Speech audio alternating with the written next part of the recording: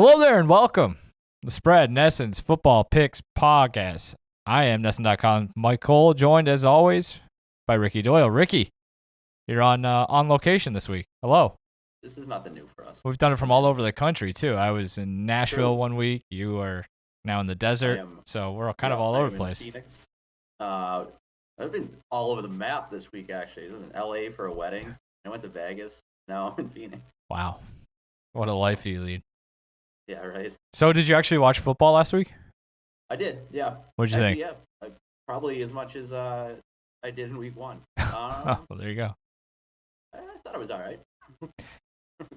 Maybe strong takeaways for you. Well, I will say this, looking ahead to this week, week 3, not great. We'll get into our 3 picks each for the week. And do you want to do show and tell? Do you have something in your hotel room? Yeah, probably fine. So maybe we'll do show and tell. But yeah, we'll get to our 3 picks for the week, our 3-unit, 2-unit, and 1-unit plays. We did pretty well last week. I did a clean sweep of my 3 picks. There's still some. We got to go to the replay booth at some point. See what you did. We got to go under the hood, or maybe bring in an individual arbitrator or something here. Because my 1-unit play, if I remember correctly, it was the over/under in Cowboys Jets. It was 41.5 when we were talking prior to recording the show, which we did on Tuesday last week. And then in the moment, I believe it went down to 39.5. So I guess it's a matter of, did I get the pick in on time? Did I submit the envelope? We are really going to have to go back to the tape on that one. Because, that landed at exactly 40.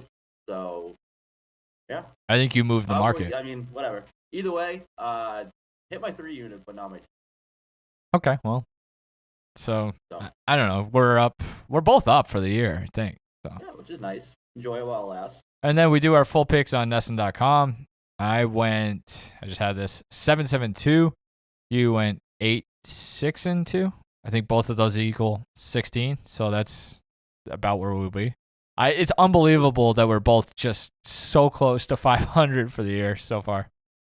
So the thing about the number changing in the moment, right? Like that speaks to the importance of shopping around, finding a good number, and also making sure that you continuously refresh that NESNBets.com odds page. Yep, do that. The NESNBets live odds page. Yeah, of course. Go to NESNBets.com for all the spread, the full spread content suite, I believe is what they call it in the biz. Go to NESN.com/the spread to subscribe to the newsletter. Rate, review, subscribe to the podcast wherever you can, or just follow along on the NESN YouTube page.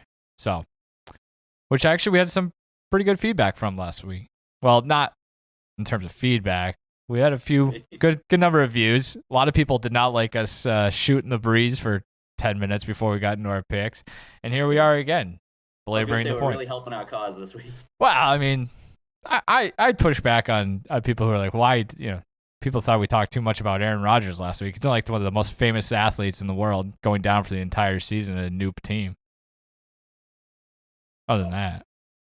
Let me get this out of the way early. All right. In my hotel room, there's been a lot of noise going on out in the hallway this morning. Great continental breakfast. Just an otherwise very pleasant stay, but there's been vacuuming going on in every hour and doors slamming left and right. So if somebody barges in there or something, just want to get that out in the open. Fair enough. Hopefully you have the do not disturb plaque. The AC is a little suspect too, from a sound standpoint. I honestly can't hear it, so that's good. Okay. But I'm also busy dealing with my own echo that I have right here. That I think I'm probably coming off like Rob Manfred at the World Series back in 2020 when everyone thought he was drunk. So that's going to be my cross to bear here for the rest of the show. So that will distract me at least from housekeeping and in behind you or wherever. So anyway, should we get into the picks? So what was your takeaway of week 2 in general? Since I haven't really talked yet. Not a whole lot. I just think right? It was. I mean, obviously the Nick Chubb injury, and now we got Joe Burrow's status up in the air. So I mean, there's a lot to sink your teeth into from a storyline standpoint. But Yeah, I just kind of run of the mill week otherwise. Still very much in the feeling out process. I don't know who's good. I don't know who to be impressed by necessarily, other than I guess the Dolphins. I thought the Dolphins in the first half especially looked like they were playing a different sport than the Patriots. New England kind of stemmed the tide a little bit, but I don't know if that's just maybe Miami stepping off the gas pedal. But yeah, so I mean, I'm not total. The difficulty Go ahead. of doing this in week 3, right? Like we're still kind of relying on our preseason perceptions of teams, and there's still not a whole lot of data to go off of, and you're trying to figure out like what trends or extensions of last season's happenings, and it's just it's a very much a feeling out phase. And I think that like everything that is like there hasn't been. I don't think my opinion is wildly changed on much over the first 2 weeks. No, me neither.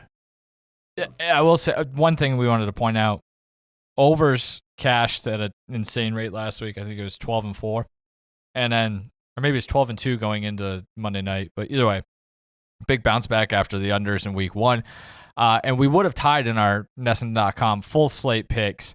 But we were on opposite sides of the 49ers-Rams game, which is one of the worst beats of all time. So congratulations to you for being on the right side of that. But that was a tough pill to swallow. Yeah, I had the 49ers in one of my not survivor pools, but like pick'em pools where you have to pick 5 games every week, and I was feeling pretty good about that one, right down to the buzzer. So that's gonna be a tough way to lose a few $100 at the end of the year. But let's get into our picks for let's do it. Week 3. We're in week 3. Jeez Louise. Yeah. What's your I'm gonna go right for an under, since you just mentioned that over that. I think you might be on a couple unders this week too. I am. So spoiler. Yeah, my 3-unit pick, I'm gonna take the under. It's 44. Bills in Washington against the Commanders. Buffalo obviously coming off that the beat down of Vegas, and Washington hanging 35 on Denver after being down 21-3 in that game. So for me, this is an opportunity to kind of regress to the norm here and get these teams back into at a reasonable point total. But I think ultimately for me, I look at the quarterback situation in Washington, still kind of trying to figure out what exactly Sam Howell is. I mean, he's had his moments over the first 2 weeks rallying Washington in both of those games, but it's still you kind of take the good with the bad. He had a few turnovers in week 1, a game in which he was sacked 6 times. Washington's offensive line committing several penalties. So I just look at this as kind of being a different kind of challenge for him. Now he's going up against a good Buffalo defense, could speed the game up on him a little bit.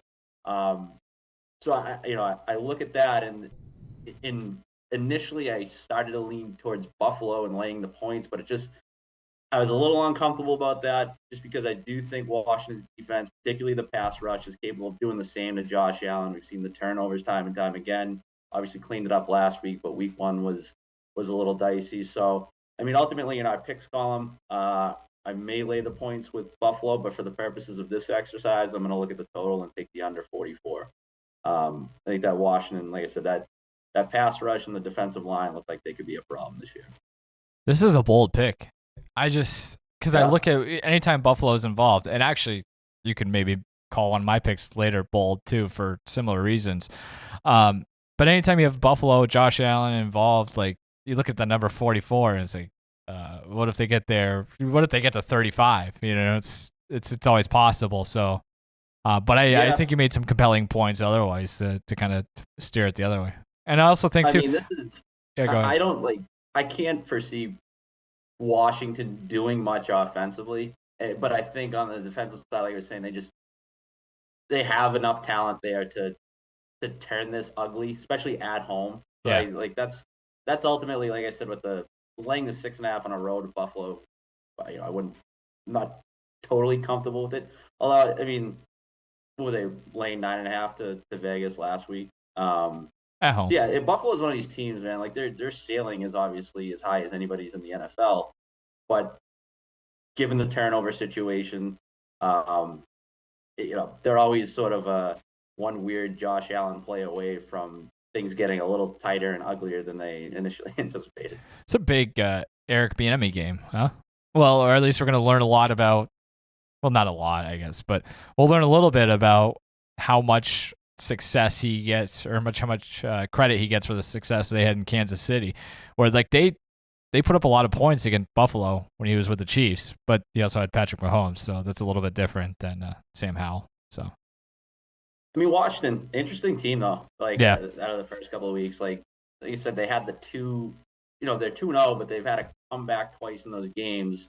One being really ugly against Arizona, and then this past week, like I said, it was down 21-3, I think, at one point, against a Denver team that they might just be bad, So I don't know. Washington could be a sneaky better than we expected, but this is the type of game that I need to see something from them. Like, this is obviously a step up in competition, especially for that offense, and I think things could get away from them a little bit, but we'll see. Fair enough. What do you got? My 3-unit play, I'm taking the Vikings. Basically in a pick'em, they're laying a point at home against the Chargers. This is one of them where it's like it's basically a loser leaves town match, and my inclination is to lean toward the home team, especially when the spread is so short. But you start digging into it even more, and there's a lot of reasons to like the Vikings here. Only 3 teams in the entire league have a higher rate of explosive offensive plays this season. All of those for Minnesota have come through the air, and the Chargers' pass defense has just been dreadful so far. I mean, week 1, Tua torched them. Tyreek Hill was awesome. Last week didn't look as imposing, but when you think about what Ryan Tannehill was able to do with that offense, coming back and eventually winning that game, that's huge. He gave them all they could handle, which is a very relative term when you're talking about the Titans passing offense. And you look at this Vikings passing offense, obviously they have the best receiver in the NFL. Kirk Cousins is putting up numbers despite the fact that they are 0-2 as well. I just think that the Vikings are probably the more desperate team in this situation. I look at what's going on with Staley in the LA. He's bookies.com at the hypothetical odds. He's the favorite to be the first coach fired if they go to 0-3. They've got the Raiders, Cowboys, and Chiefs on decks. Maybe they make a move there. So do the players kind of lay out a little bit here and see if they can get the guy fired who really probably doesn't deserve to have a job. That was brain just broke. And I look at too, like, are we almost like have the football gods corrected too much on the Vikings already? I was looking at an ESPN.com story. Minnesota has failed to recover any of the 7 fumbles in their games this year. They've lost 6 of them. There was going to be a course correction for how they played last year. I think we've kind of overcorrected, so I think they're due for a little bit of good luck. I just think this is a huge Cousins-Jefferson's game, and it's just, the Chargers look like the season is just going down the drain like that. So, I just, two desperate teams. Give me the home team with the better offensive, or at least the more capability. The NFC North looks pretty wide open, right? Like, this is to your point. Like, I don't know. Like, Minnesota was that team that everybody just assumed was in a rebuild and was gonna totally suck, but like, there's enough talent for them on a weekly basis to be an issue. Speaking of bad beats from last week, I think we were both on the Eagles side of the fence. Yeah, that's a good one too. There's that late cover that really, that'll put a hair across your rear on a Thursday night game, starting the week off that way. But yeah, the more I watch Minnesota offensively, I'm like, this is clearly that when you have the best receiver in the NFL and you have a quarterback who's more than viable, like this is a team that is capable of winning football games. Like, it's not going to bottom out and win 2-3 games and get the number 1 pick. Like, they're still going to be a problem. We also technically could have a situation where the NFC North is a 4-way tie for first place at 1-2 when by the time this week is over. Probably won't happen because the Bears are playing the Chiefs, but that's speaks to the volatility in the NFC North this year. So, what's your 2-unit play, Ricky? 2-unit, going back to that Thursday night game, the other Titan in that devastating matchup, the Eagles. They're laying 5 this week against the Bucks on the road. Love this That's a big number to be laying on the road, but for me, like these, I'm going back to the well here and just not buying into Tampa Bay just yet. I think these two teams are in different weight classes. I mean, that Bucks week 1 win, they were completely outplayed by Minnesota. A team that, like you just said, Philadelphia beat this past week. And then in week 2, Tampa Bay beating Chicago. Chicago might actually be that bad. I mean, you look at the offense, and when he's not improvising, you can kind of see the wheels start turning in Justin Fields' head. So I don't know. I don't know how much stock to put into those 2 wins. I also think there's just, there's 6+ years of evidence to suggest that Baker Mayfield is capable of a clunker right when you start to believe he's found his footing. Hasn't turned the ball over yet. I got to think that's going to change soon. And I just still have concerns about Tampa's offensive line based on just the sheer amount of turnover that they've had there. Hasn't been exposed yet, largely because of the level of competition. Philadelphia, like in the case in that Buffalo-Washington game, like they pose a much different problem, capable of getting after the quarterback. Philly also has the rest advantage, again, going back to that Thursday night theme. So for me, it's 5 is a weird number, and it's a decent chunk to lay on the road. But for me, these two teams are in 2 totally different weight classes as far as NFC teams go. Yeah, I wonder if this is a game that we look at, and if this was played 5 weeks down the road, if it'd be like 7.5 or something like that.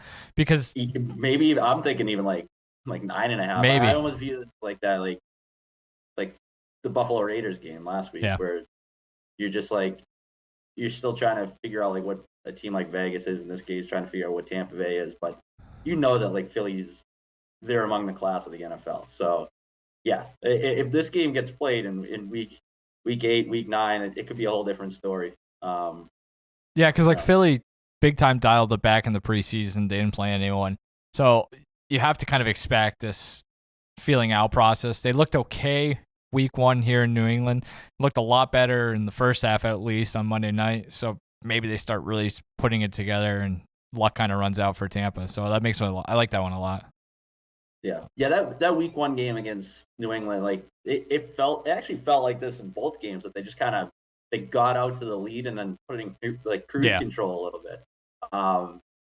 So maybe that's the scare here, is that you open yourself up to a backdoor cover from Tampa Bay. But I still don't know if they're going to be able to do enough offensively for that to really become a problem, because like we were just talking about a few minutes ago, like Minnesota is a whole different beast offensively from Tampa Bay. So I think this is a game where if the Eagles do get up early, they'll keep their foot on the gas and just kind of run them out of the building. Definitely. For my 2-unit play, I'm going to Green Bay. I'm taking the under 42.5 in the Packers-Saints game. One of the guys I follow on Twitter, Sam Hoppen, he's big in the advanced analytics, EPA, etc.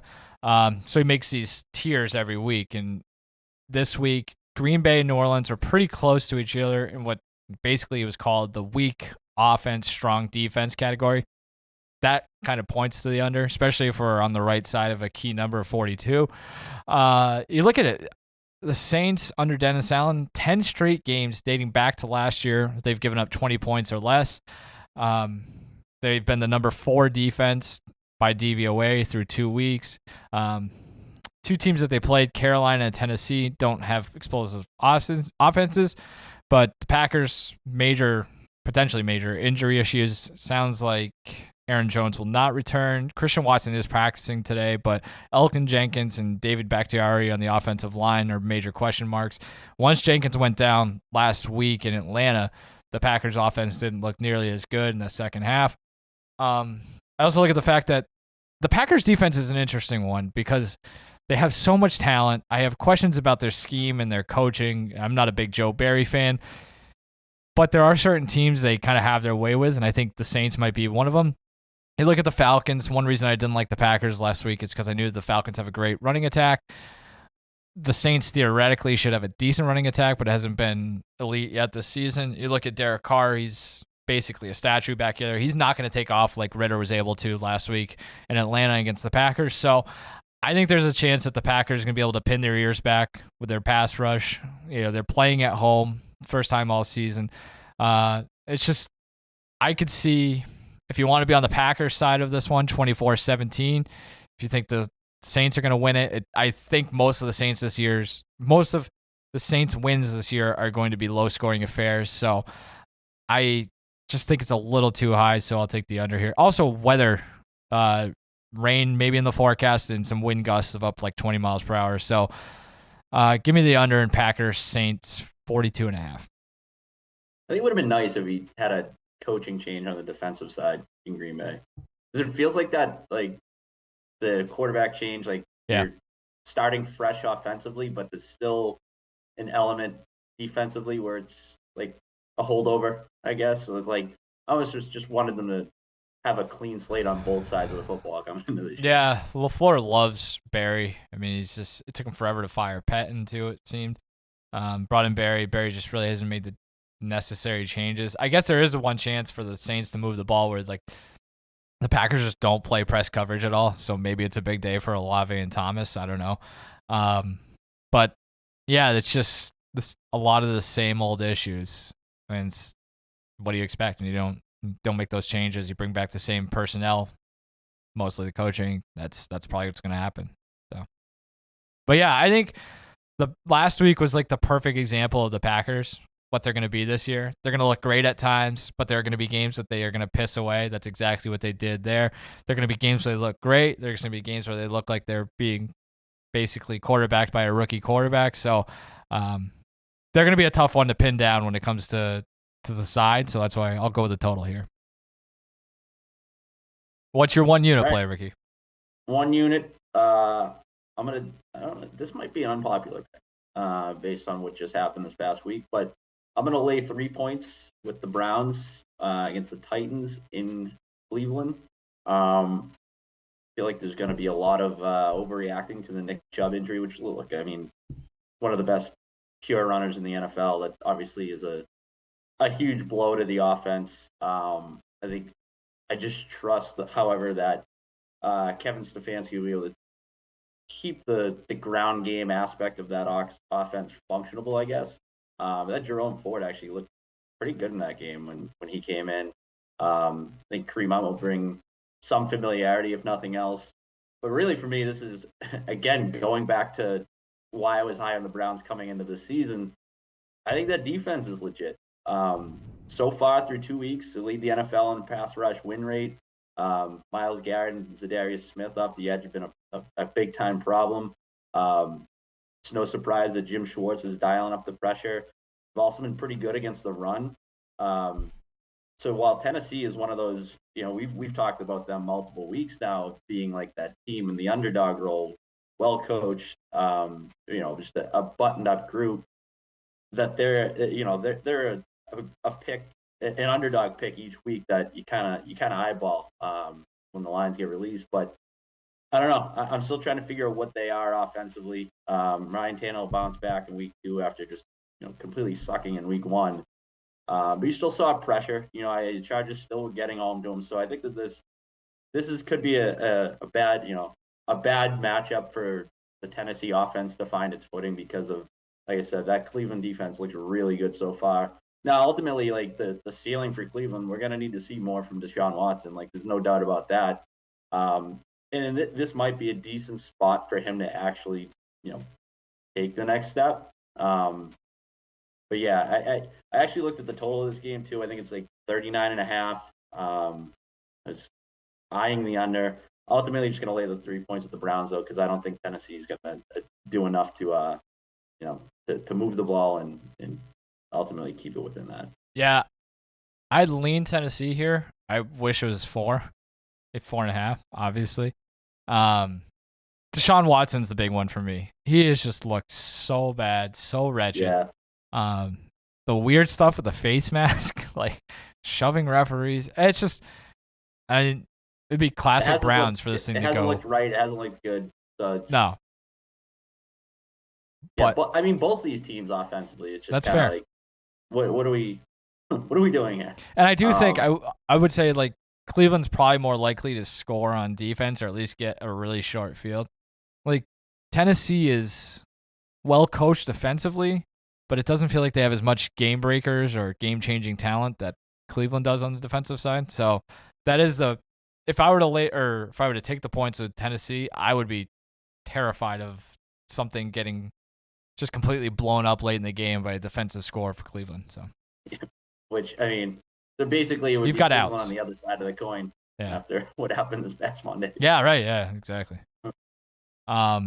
Yeah, that was my 3-unit play last week. I did not deserve to win. That is taking the result but not the process. The process was not very good. So like, the more we talk through this, like, there were a lot of games like that, right? Yeah. That, like, I mean, the whole Rams kicking the field goal at the end, the Vikings on Thursday night, that game on Monday night. Were the games that really could have gone either way, like, Seattle, Detroit going overtime. Like, there was a lot of swing plays over the course of Sunday and Monday. That, like, ultimately it all just kind of evens out, right? Yep. Like, what it feels like, at least for us. Yep. We'll be 500 at the end of the year. So. Yep. Not winning our bet. Perfectly mediocre. My 1-unit bet, I'm taking an under 47.5 in the Chiefs-Bears game. I guess it's possible that the Chiefs score 40 here. I mean, the Bears defense is not very good. The offense is atrocious. But I look at the Chiefs defense has been fantastic through two games so far this season. They've allowed just 14 points offensively to Detroit in week 1 and then held the Jags to 8 points, I think, last week. Now you've got Chicago, which is not even on the same planet offensively as those two teams.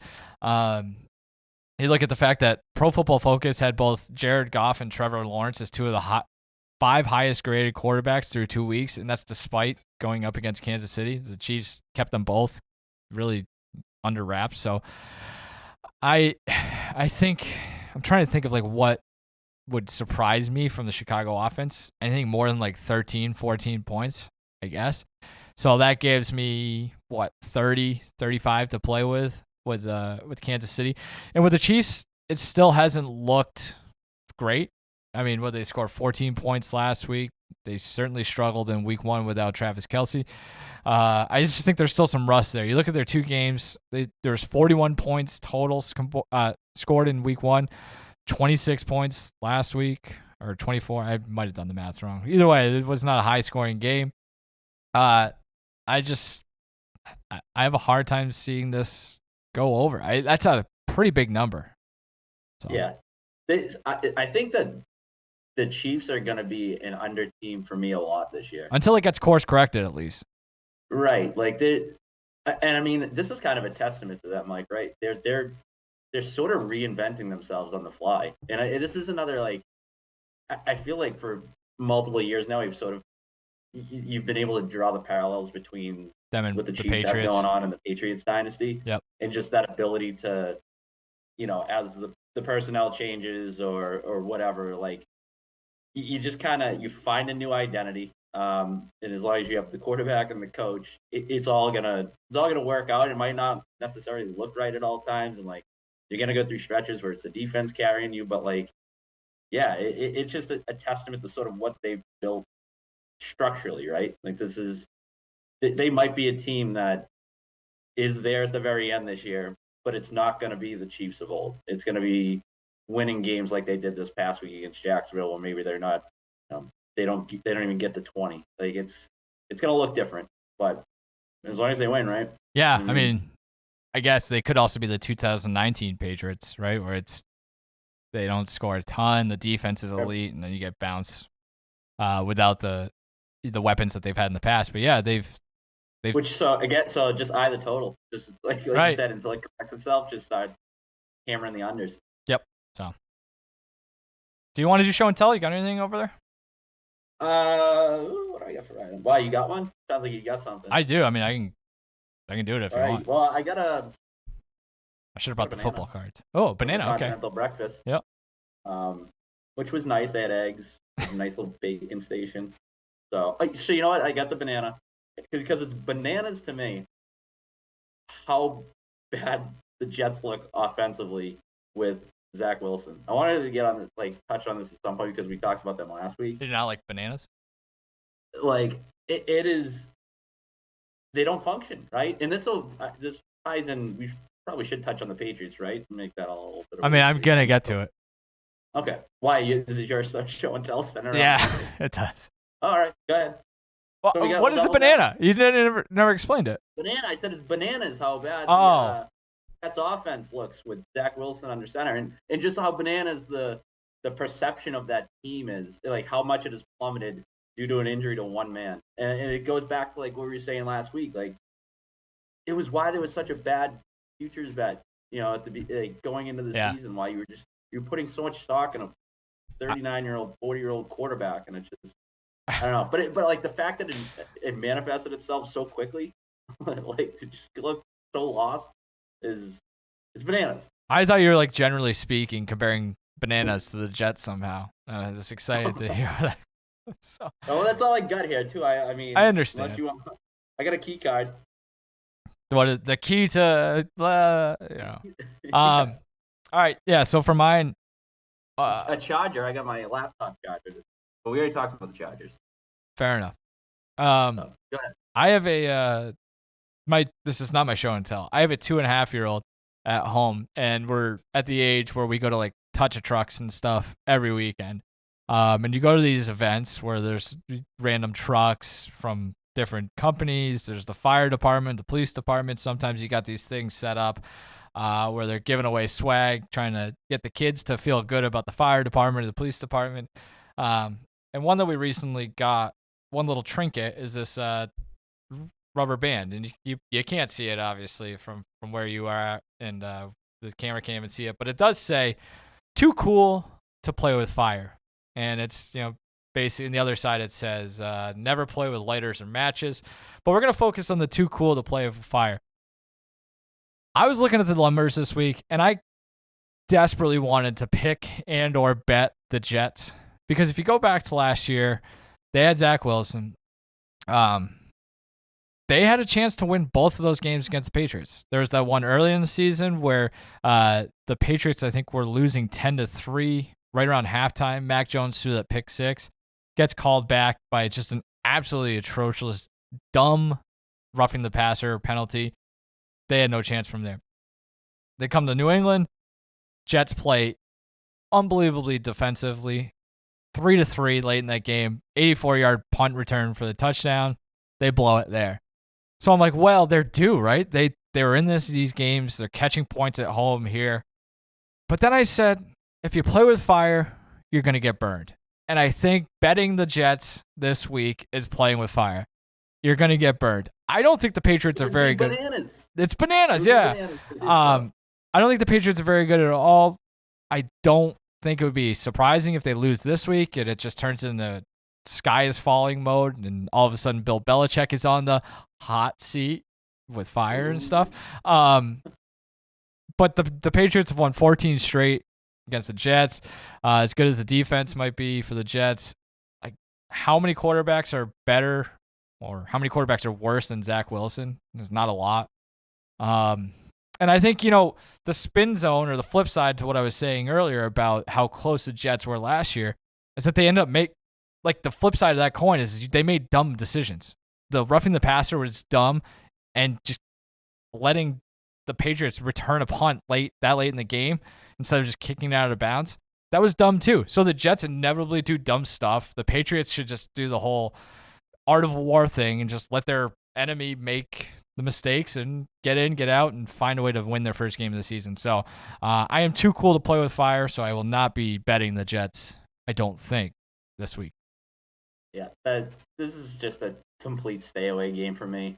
For even the total, I don't want anything to do with. Like I don't know that I want anything to do in the betting market with the Patriots on a week to week basis at all this season. Like, and I know that's just like a cop out, and it's not gonna really play in this region, but like they are just because they will find ways in some games to either stay competitive or probably win outright, Yep. but it's too reliant on things that just are kind of fluky and just not sustainable. And then on the flip side of it, it's just like they keep digging themselves these holes, and they just they're not good enough to come back. Ball security issues, like things that have long been sort of things that have worked in their favor are now working against them, and it just creates this like whole different odd dynamic that I don't want any part of. I don't want my money going anywhere near it. Yeah, I agree. If they lose this weekend, though, watch out below. It could get ugly. They got to win this week, right? Yeah. Like this is must win. This is it. The Dallas game's looming in a couple weeks too, so they got to get right. All right, Ricky, I'll let you get back to your vacation. I appreciate you taking some time out of your trapezing around the West Coast and Southwestern America. I'm glad we made it work. Well, we did our best. Yeah, don't we always? We try to at least. Yeah, I probably sound like I'm just absolutely wrecked. So it is what it is. Do you have anything else? I do not. All right, I'll see you when you get back then. Okay. Okay. Enjoy your trip, Ricky. Thank you for listening to the Spread NESN's Football Picks podcast. We'll see you again next week. Adios.